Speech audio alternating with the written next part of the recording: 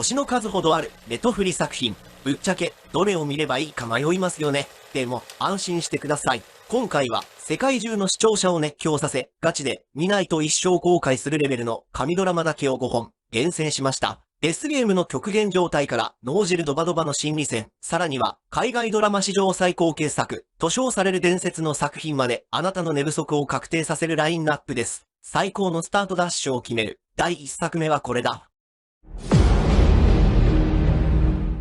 最高のスタートダッシュを決める。1本目は、世界中で社会現象を巻き起こし、先日配信されたシーズン3で、ついに、堂々の完結を迎えた、国内最強のキラーコンテンツ、今はの国のアリスです。あ、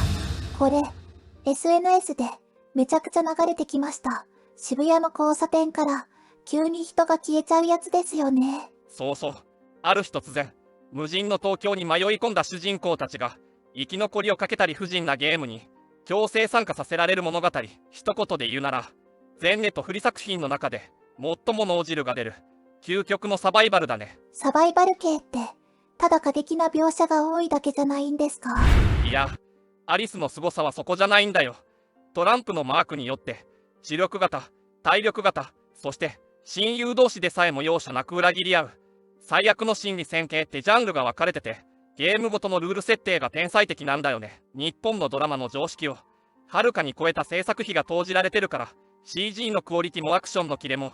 完全にハリウッド映画レベルなんだよ。さらに、完結編となるシーズン3では、すべてのゲームをクリアして、一度は現実世界に戻ったはずのアリスたちが、最後の謎である、ジョーカーのステージへと引きずり込まれます。渡辺謙さんをはじめとする、超豪華キャストが参戦した、怒涛のクライマックスは必見です。現実に戻れたのに、また始まるの？あ、でもシーズン3で完結してるなら、今から見始めれば、一気に最後まで見れるのは嬉しいかも。そう。途中で待たされることなく、がっつり徹夜で一気に見れるから、今が一番おすすめ。イカゲームや、カイジのようなハラハラする心理戦や、極限の人間ドラマが好きな人は、マジで見ないと、人生損してるレベルの神作品です。現実の東京を舞台にしたゲームで、心拍数が上がったところで、続いては、ネトフリ史上最も美しい、ビジュアルの衝撃に溺れてもらいましょう。第2作目は、これだ。続いての第2作目は、ネトフリが圧倒的な資金力をつぎ込んで完成させた SF サイバーパンクの最高峰オルタードカーボンです。うわぁ、画面がめちゃくちゃ綺麗。SF 映画のブレードランナーみたいな世界観ですね。まさにそれ。この作品の世界では、人間の記憶や意識が全て首の後ろのデバイスにデータ化されているんだ。だから、肉体が寿命を迎えても、別の肉体にデータを移し替えれば、実質、永遠に生き続けられるっていう、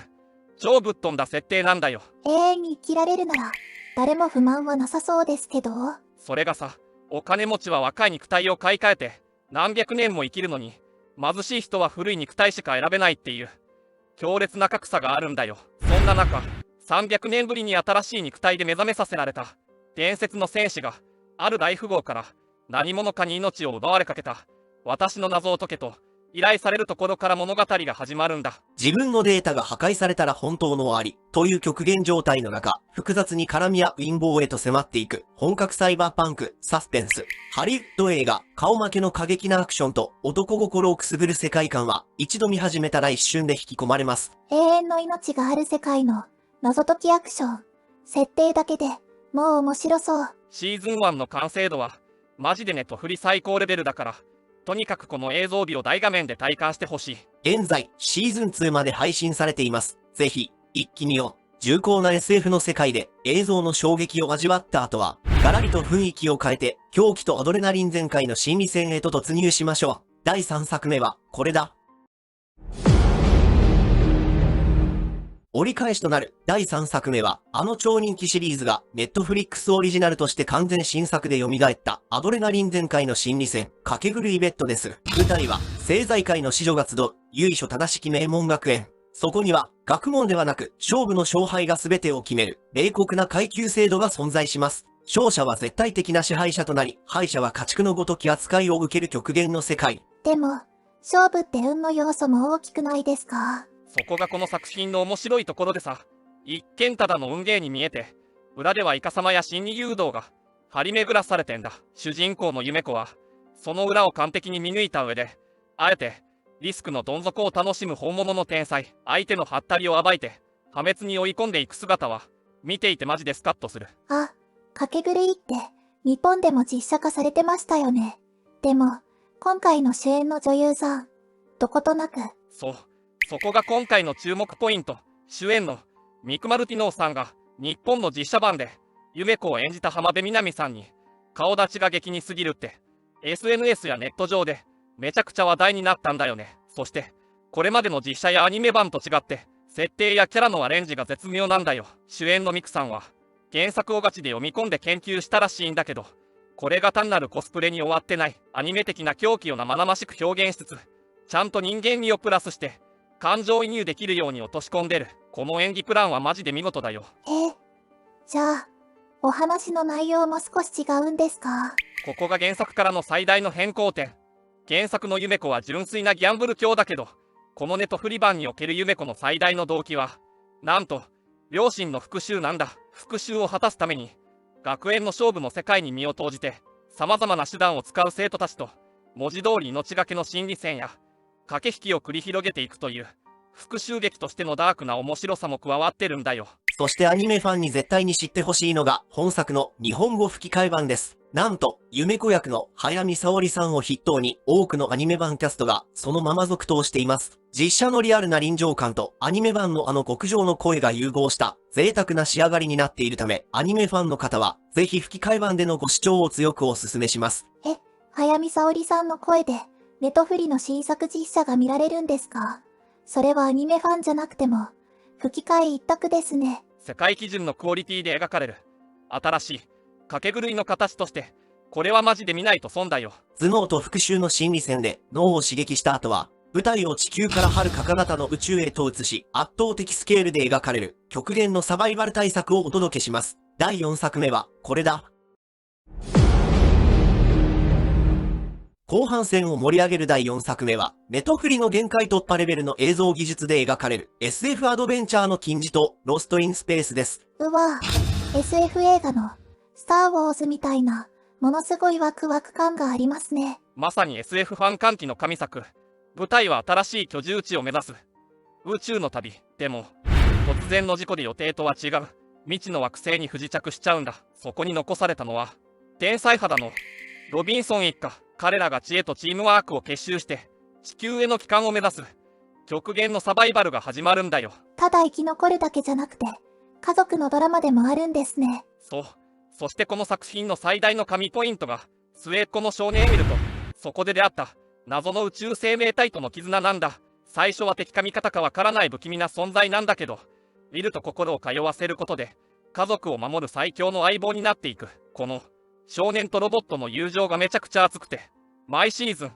涙腺が崩壊する。次々に襲いかかる予測不能な大自然の脅威。全3シーズンで物語は完璧に完結しており、すべてのエピソードが映画クオリティのハラハラドキドキの連続です。大人から子供まで誰もが夢中になれる王道アドベンチャーとしてこれ以上の作品はありません。ハラハラするだけじゃなくて、ロボットとの絆で感動できるのは最高ですね。全3シーズン、一気に見ちゃいそう。映像美、ストーリー、キャラクター、どれをとっても、ネトフリの底力を感じる大傑作だから、絶対に見てほしいな。壮大な宇宙の冒険で胸を熱くした後は、いよいよ今回のラスト。世界中のドラマファンが史上最高傑作と認め、見ないと人生を絶対に後悔する最強の神ドラマ、降臨です。第5作目はこれだ。今回のラストを飾る第5作目は、世界中のドラマファンが人生のベストに挙げ、ギネス記録にも認定された伝説の最高傑作、ブレイキングバッドです。名前は聞いたことあります。でも、おじさんが主人公の渋いドラマなんですか？そう。主人公は真面目で気弱な50歳の高校教師。ウォルタ。家族のために必死に働いてきたのに、ある日突然、重い病気で余命わずかだと告げられてしまうんだ。自分が去った後、家族に莫大な借金が残ることを知った彼は、ある、とんでもない決断をするんだよ。とんでもない決断って、一体何をしたんですか？なんと、自分の持つ、天才的な科学の知識を悪用して、裏社会で大金を生み出す、最高純度の結晶を密造し始めるんだ。最初は家族にお金を残すためだけだったのに、元教え子の不真面目な青年ジェシーとコンビを組んで、裏社会の抗争に巻き込まれていくうちに、ウォルターの中に眠っていた別の顔が目覚めていくんだよね。ただの優しい父親だった男が嘘を重ね、ライバルを蹴落とし、誰もが恐れる悪のカリスマへと変貌していく緊迫のサスペンス。この作品の本当に神がかっているところは、シーズン1からファイナルシーズンに向けて面白さが右肩上がりに爆発していく構成の美しさにあります。無駄な話が1話たりとも存在しません。優しいお父さんが少しずつ闇に落ちていくドラマ。一度見始めたら結末が気になって絶対に止まらなくなりますね。前後シーズン、完璧すぎるエンディングを迎えた時の鳥肌は、全ドラマの中で間違いなくナンバーワン。これを知らずに毎日を生きていくのはマジでもったいないから、今すぐネトフリで見てほしいね。